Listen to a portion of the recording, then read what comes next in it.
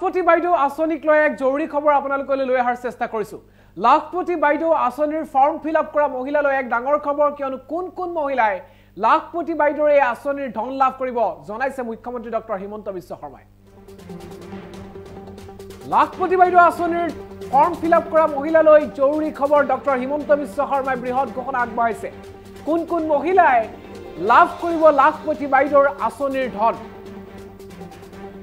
যদি সাধাৰণ শ্ৰেণীৰ লোক হয় তেন্তে দুটা সন্তান থকা সকলেহে লাভ কৰিব লাখপতি বাইদেউৰ আঁচনিৰ ধন।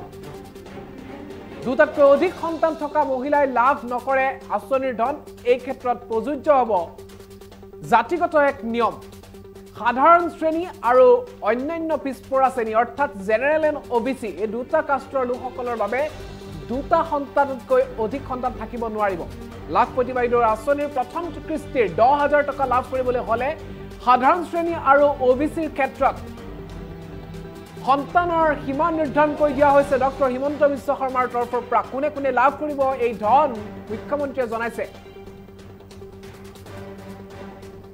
মন্তব্য সম্ভৱ হ'লে আমি মন্তব্যটো এবাৰ ডক্টৰ হিমন্ত বিশ্ব শৰ্মাৰ মন্তব্যটো আমি আপোনালোকক শুনাবলৈ যত্ন কৰিম। আৰু ফৰ্মখনত থকা সকলো চৰ্ত পূৰণ কৰিব লাগিব। যিসকলে ইতিমধ্যে লাখপতি বাইদেউৰ আঁচনিৰ সেই ফৰ্ম ফিল আপ কৰি জমা দিছে সেইসকলে ইতিমধ্যে জানে যে মৰাণ মটক বা অন্যান্য পিছপৰা শ্ৰেণী এইসকলৰ বাবে কিন্তু এই যি সন্তানৰ যি সীমাবদ্ধতা সেই সীমাবদ্ধতাৰ ক্ষেত্ৰত কিছু শিথিলতা থাকিব। তেওঁলোকৰ ক্ষেত্ৰত 4টাকৈ সন্তান থাকিলেও তেওঁলোকে লাখপতি বাইদেউৰ আঁচনিৰ ধন লাভ কৰিব। এই মুহূৰ্তত আমি মুখ্যমন্ত্ৰী ডক্টৰ হিমন্ত বিশ্ব শৰ্মাই কি ঘোষণা আগবঢ়াইছে আমি আপোনালোকক জনাবলৈ চেষ্টা কৰিছোঁ।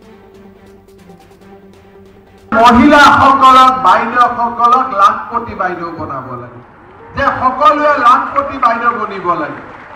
এই কামো আমি হাতত লৈছো। এতিয়া আপোনালোকৰ মহিলা উদ্যমিতা আঁচনিৰ অধীনত আমি আপোনালোকক ফৰ্ম দিছিলো। আপোনালোকে ফৰ্মবিলাক ঘূৰাই দিলে। কেইদিনমান পিছতে আপোনালোকৰ ফৰ্মবিলাক আমি পৰীক্ষা কৰিম আৰু যাৰ যাৰ ফৰ্মবিলাক ঠিক আছে তেওঁলোকৰ বেংক একাউণ্টত আমি টুপুং কৰি 10,000 টকা ভৰাই দিম। এই 10,000 টকা পোৱাৰ পিছত আমি টকাটো কাক দি দিম? গিৰিয়েকক দি দিম, হয় নহয়? কোনে কোনে গিৰিয়েকক দিব? হাত ডাঙকচোন। চবে না না কৈ আছে। গিৰিয়েকবিলাকে মোকে এতিয়া গালি পাৰিব।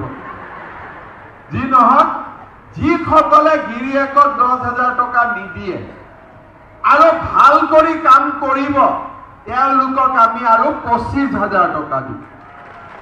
তাৰে 12,500 টকা বেংকত ঘূৰাই দিব লাগিব। 12,500 টকা ঘূৰাই দিব নালাগে। ইয়াৰ পিছত 10 আৰু 25 মিলি 35,000 টকাক ভাল কাম কৰিলে 3 বছৰৰ ভিতৰত আমি লাখপতি বনি যাম। আৰু যিসকলে তথাপিতো নবনে সিহঁতক আৰু 10-20,000 টকা মই আৰু দি দিম। তথাপিতো বনাইহে দিব লাগিব। আই মাতৃসকলক লাখপতি বনাইহে দিব লাগিব, ঠিক আছে নহয়? কিন্তু বাচ্চা দুটাতকৈ বেছি জন্ম দিলে লাখপতি নহ'ব। হ'ব? মই ঠিক কথা কৈছো নে নাই? কাৰ কাৰ দুটাতকৈ বেছি বাচ্চা আছে? এতিয়াতো কোনেও হাত নালাগে। আচ্ছা, নাই যিসকলে নতুনকৈ বিয়া হৈছে কাৰোবাৰ দুটাতকৈ বেছি বাচ্চা দিব ইচ্ছা আছে নেকি? কাৰ কাৰ নাই? হাত ডাঙক। যদি গিৰিয়েকবিলাকৰ ইচ্ছা থাকে সিহঁতকো ক'ব যে CM হাক দিছে, দুটাৰ পিছত নহ'ব আৰু, ঠিক আছে? যোনে যোনে আজমলক ভাল পায় সি দুটাতকৈ বেছি জন্ম দিব। যোনে মোক ভাল পায় সি দুটাত ৰখি যাব, ঠিক আছে? ঠিক কথা কৈছো নে নাই মই? আৰু দুটাতকৈ বাচ্চা হ'লে, বেছি নহ'লে বাচ্চা দুটাও স্কুলত পঢ়িব পাৰিব, ডাক্তৰ ইঞ্জিনিয়াৰো হ'ব আৰু চৰকাৰৰ আঁচনিৰ সুবিধা লৈ আমিও লাখপতি হ'ব পাৰিম, হয় নে নহয়? মই ঠিক কৈছো নে? মহিলা এনেদৰে বঙাইগাঁৱত বিকাশৰ এদিন শীৰ্ষক যি জনসভা, সেই জনসভা সম্বোধন কৰি ডক্টৰ হিমন্ত বিশ্ব শৰ্মাই জনসংখ্যা নিয়ন্ত্ৰণৰ ক্ষেত্ৰত মন্তব্য আগবঢ়াই কৈছে যে দুটা সন্তানতকৈ অধিক সন্তান যদি থাকে তেনে মহিলালৈ লাখপতি বাইদেউৰ আঁচনিৰ ধন দিয়া নহ'ব। আৰু অনাগত সময়ত সেই সিদ্ধান্ত অসম চৰকাৰে বলবৎ কৰিব।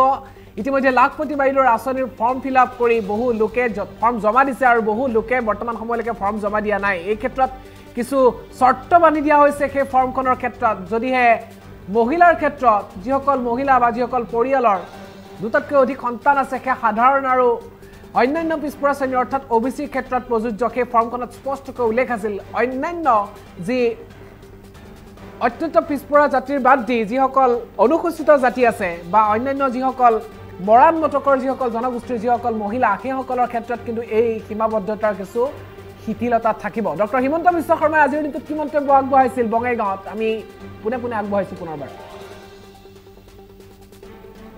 মহিলাসকলক বাইদেউসকলক লাখপতি বাইদেউ বনাব লাগে যে সকলোৱে লাখপতি বাইদেউ বনিব লাগে এই কামো আমি হাতত লৈছো এতিয়া আপোনালোকৰ মহিলা উদ্যমিতা আঁচনিৰ অধীনত আমি আপোনালোকক ফৰ্ম দিছিলো আপোনালোকে ফৰ্মবিলাক ঘূৰাই দিলে কেইদিনমান পিছতে আপোনালোকৰ ফৰ্মবিলাক আমি পৰীক্ষা কৰিম আৰু যাৰ যাৰ ফৰ্মবিলাক ঠিক আছে তেওঁলোকৰ বেংক একাউণ্টত আমি টুকুং কৰি 10,000 টকা ভৰাই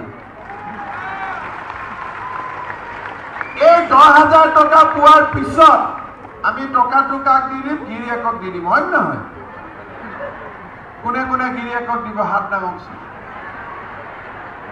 সবে না কৈ আছে গিৰিয়েকবিলাকে মোকে এতিয়া গালি পাৰিব যি নহওক যিসকলে গিৰিয়েকক 10,000 টকা নিদিয়ে আৰু ভাল কৰি কাম কৰিব তেওঁলোকক আমি আৰু 25,000 টকা দিম তাৰে 12,500 টকা বেংকত ঘূৰাই দিব লাগিব 12,500 টকা ঘূৰাই দিব নালাগে ইয়াৰ পিছত 10 আৰু 25 মিলি 35,000 টকা ভাল কাম কৰিলে 3 বছৰৰ ভিতৰত আমি লাখপতি বনি যাম আৰু যিসকলে তথাপিতো নবনে ইয়াতক আৰু 10-20,000 টকা মই আৰু দি দিম তথাপিতো বনাইহে এৰিব লাগিব আই মাতৃসকলক লাখপতি বনাইহে এৰিব লাগিব ঠিক আছে নহয় কিন্তু বাচ্চা দুটাতকৈ বেছি জন্ম দিলে লাখপতি নহ'ব হ'ব মই ঠিক কথা কৈছো নে নাই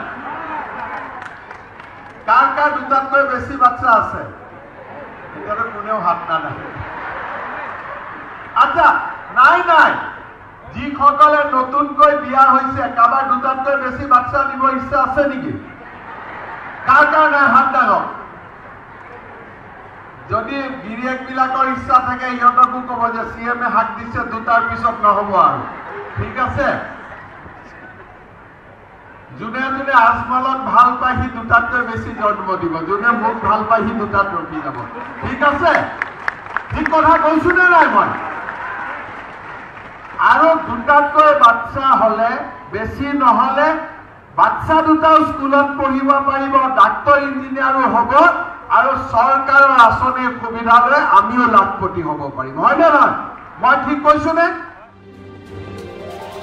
এনেদৰে আজিৰ দিনটোত লাখপতি বাইদেউ আঁচনিৰ সন্দৰ্ভত এক তাৎপৰ্যপূৰ্ণ মন্তব্য কৰিছে ডক্টৰ হিমন্ত বিশ্ব শৰ্মাই কোন কোন মহিলাই লাখপতি বাইদেউৰ আঁচনিৰ প্ৰথম কিস্তিৰ 10,000 টকা লাভ কৰিব সেই কথাও কৈছে অনাগত সময়ত যদি ভাল কাম কৰে এই কামেৰে যদি আত্মনিৰ্ভৰশীল হ'বলৈ চেষ্টা কৰে মহিলাসকলে তেন্তে ইয়াৰ দ্বিতীয় কিস্তিত 25,000 টকা চৰকাৰৰ তৰফৰ পৰা প্ৰদান কৰিব কিন্তু সেই ক্ষেত্ৰত চৰকাৰে এক নিয়ম মানি দিছে যে দুটাতকৈ অধিক সন্তান যদি থাকে তেন্তে পৰিয়াল পৰিচালনাৰ ক্ষেত্ৰত অসুবিধাৰ সন্মুখীন হয় বা জনসংখ্যা নিয়ন্ত্ৰণৰ ক্ষেত্ৰত এই সিদ্ধান্ত গ্ৰহণ কৰা হৈছে এনে ধৰণৰ এক ইংগিত দিব বিচাৰিছে ডক্টৰ হিমন্ত বিশ্ব শৰ্মাই আৰু তেখেতে কৈছে যে দুটাতকৈ যদি অধিক সন্তান থাকে তেন্তে সেই মহিলাই লাখপতি বাইদেউৰ আঁচনিৰ ধন লাভ নকৰিব কিন্তু এই ক্ষেত্ৰত সাধাৰণ শ্ৰেণী আৰু অন্যান্য পিছপৰা শ্ৰেণী অৰ্থাৎ ওবিচিৰ ক্ষেত্ৰত এই নিয়ম প্ৰযোজ্য হ'ব আনহাতে দি অনুসূচিত জাতি ST SC লগতে মৰাণ মটক আৰু চাহ জনগোষ্ঠীৰ ক্ষেত্ৰত কিন্তু এই শিথিলতা থাকিব তেওঁলোকৰ ক্ষেত্ৰত 4টা সন্তানকো চৰকাৰে গ্ৰহণ কৰিব বা গ্ৰাহ্য কৰিব এই লাখপতি বাইদেউৰ আঁচনিৰ চৰ্ত হিচাপে